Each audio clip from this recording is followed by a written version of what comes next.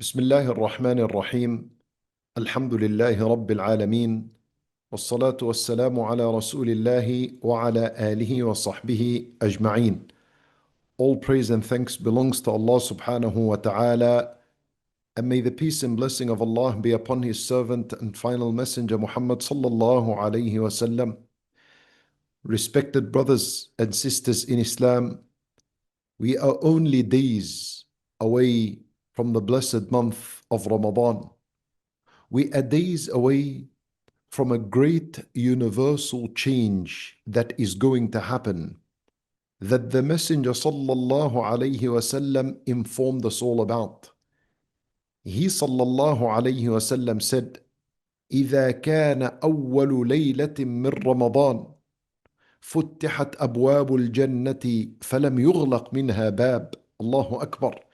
Pay attention to this huge universal change that is going to happen. And Nabi sallallahu alayhi wasallam says, when the first night of Ramadan begins, all the doors of the paradise, all 8 doors of the paradise open and nothing remains closed. Allahu Akbar. This is a huge universal change that the entire universe is about to experience in just a few days. The doors of the paradise are going to open, literally. And what does this mean for you and I? This is an invitation from Allah Azza wa Jal. This is an invitation from Allah subhanahu wa ta'ala for us to enter the paradise. And of course, we cannot enter the paradise without doing the righteous deeds that lead to the paradise. The doors of the paradise being open, it is a message from Allah Azza wa Jal to you and I to take advantage of this opportunity and excel in righteous deeds that bring us closer and closer to the paradise. And then the Messenger sallallahu alayhi wasallam said that the doors and the gates of the hellfire are all shut and none of them remain open. Allahu Akbar. The hellfire has 7 gates. All of them will be shut, closed from the very first night of Ramadan. What does this mean? When the doors are shut, this is a message from Allah Azza wa Jal to mankind that He doesn't want us to be nowhere near the hellfire. This is a message from Allah Azza wa Jal saying, go from here. Don't come close to the hellfire. Don't do the actions of the people of the hellfire. This is a month of opportunity and reward. Go the other direction. You know, when you walk and there's a door closed in your way, what do? You don't try to open it. You move on to find another door that is open to eventually leave. And so the only doors that you're going to find open are the doors and the gates of the paradise. In other words, this month is a month that is going to aid us to go in the right direction, in the direction of the paradise, in the direction of the pleasure of Allah subhanahu wa ta'ala. Then the Messenger sallallahu alayhi wasallam said, وَيُنَادِي مُنَادٍ كُلَّ لَيْلَةٍ يَا بَاغِيَ الْخَيْرِ أَقْبِلْ وَيَا بَاغِيَ الشَّرِّ أَقْصِرْ. And Nabi sallallahu alayhi wasallam says that a caller calls out every night.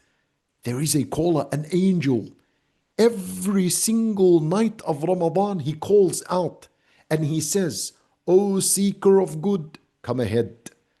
And he also says, O seeker of evil and bad, aqsir, stop, hold yourself. What we learn from this part of the hadith, my brothers and sisters in Islam, is that this angel makes a call every single night of Ramadan. And he is addressing 2 types of people. So in Ramadan, people are of 2 types. There is a type of people that are eager and passionate to do the good. The angel calls them out first. He says, O seeker of good, do you find in your heart that you have passion and eagerness to do good? Do you find in your heart that you have passion to pray the night prayers? What taraweeh? Are you looking forward to the fasting? Reading Al-Quran with dhikr, taking advantage of a dua, especially at the last moments of the day just before you break the fast. There are people that are eager and passionate and willing to do the good. They can't wait. The angel calls them out and he says, Ya baghi al-khair, O seeker of good, aqbil, come forth, rush, hurry up. The doors of the paradise are open. The opportunity has started. From the very first moments of the first night of Ramadan, the call is made. Not the second day. From the very first moment, as soon as the moon is sighted, the angel is calling, hurry up and start, because you only have 30 days and the sale is going to end. So, Ya baghi al khayri aqbil, come ahead. And so us, my brothers and sisters in Islam, at the end of the night of Ramadan, every single day, we want to ask ourselves, what did I aqbil with? What did I come forward with? Did you respond to the angel's call? Every day, hold yourself to account and ask yourself, today the angel made a call and he said, O seeker of good, come forth. So ask yourself, what did I come forth with today? What did you come forth with? Did you come forth with dua that was sincere and honest? Did you come forth with a correct fasting in where not only your stomach fasted, but your limbs fasted from the haram as well? Did you come forth with extra rak'at and extra sujood that otherwise you wouldn't have done if it wasn't Ramadan? Did you come forth with extra pages of Quran that you read that if we were in other than Ramadan, you wouldn't have done? Did you come forth with sadaqat that you did and goodness towards others that you did that if it wasn't Ramadan, you wouldn't have done? Answer this question. Answer the angel. Aqbil, come forth. And to come forth, you need mujahada. You need to strive and struggle against your nafs. So that's the first thing you want to ask yourself if you find a willingness and a passion to do good. And at the same time, the angel did not ignore and turn a blind eye to those who seek evil. He also said, وَيَا بَاغِيَ الشَّرِّ, and O seeker of evil, because that's the second type of people that are found in Ramadan. They are people that are eager and passionate to do al-haram. SubhanAllah, there are people like this in Ramadan. They can't wait for Maghrib to smoke their cigarette. They can't wait for the night to hang out with the brothers and the sisters, al-shisha, wal-argila, and playing cards and wasting time on TV series and programs and waste of time things, and to hang out with friends and mates up until al-fajr time. The angel calls those that seek evil. There are people like this. They have boyfriend-girlfriend relationship. They respect the day of Ramadan. They won't do anything. But as soon as it's Maghrib, they do al-haram. Wal-'iyadhu billah. People in Ramadan plan to do az-zina wal-haram in the nights of Ramadan. Even the angel does not ignore these people. And he says, وَيَا بَاغِيَ الشَّرِّ, and O seeker of evil, if you find passion and a desire to do al-haram, the angel is saying to you as well, aqsir. In another narration, he says, amsik, hold yourself, control yourself. In other words, the angel is saying, this is a month of tawbah. This is a month of forgiveness. This is a month of regaining control over your desire that has destroyed you for so many years. If you don't stop now, if you don't control yourself now, when will you stop and when will you control yourself from al-haram? So every night of Ramadan, ask yourself, what did I hold myself back from today? You had a desire to do a certain sin. Did you hold back? If you did, alhamdulillah. Alhamdulillah. This is from Allah Azza wa Jal and His success that He gives the slave. And ask Allah Azza wa Jal to grant you control over your nafs and over your desires in this month. And ask Allah Azza wa Jal to rid you from sins and from desire and love for sins, and to replace that with desire and love for righteousness and good deeds.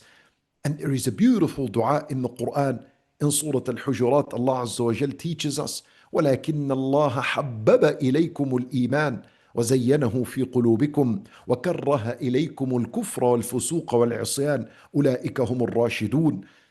You say, you make this dua, Allah Azza wa Jal teaches us, say, oh Allah, make al-Iman, faith, beloved to my heart. حبب إليكم الإيمان. Decorate al-Iman and righteous deeds for my heart so that my heart is passionate to do the good. وكره إليكم الكفر والفسوق والعصيان. And then say, oh Allah, make my heart dislike sins and transgression and rebellion. Allahu Akbar. And finally, Nabi sallallahu alayhi wa sallam says, وَلِلَّهِ عُتَقَاءُ مِنَ النَّارِ وَذَلِكَ كُلَّ لَيْلَةٍ. And every night of Ramadan, Allah frees people from the hellfire. Every single night. There are some people that will be freed on the first night of Ramadan, some from the second night, some on the 30th night. Allahu A'lam. Try to always squeeze in a dua, oh Allah, free me and my family and the Muslims from the fire. For indeed, if Allah was to free us from the fire, we have earned success in this life and in the afterlife. If Allah frees a person from the fire, that means he doesn't enter the fire. He doesn't burn. He doesn't face the punishment. He has nothing to do with the hellfire. He goes straight to the paradise. Allahu Akbar. And it means that perhaps you may do sins in life, but it means Allah Azza wa Jal will grant you the ability to perform a sincere, honest, righteous tawbah just before your death. And we ask Allah subhanahu wa ta'ala to grant us goodness. So read this hadith, listen to it, open your heart, open your ears, and take advantage of the beautiful days that are coming ahead. There are a few days, 30 or 29 days, Allahu A'lam. Rush and do good from the very first night and keep that passion going until the very last day and the very last moments. We ask Allah subhanahu wa ta'ala to accept from us all. Wa sallallahu wa sallam wa baraka ala nabiyyina Muhammadin wa ala alihi wa sahbihi ajma'een.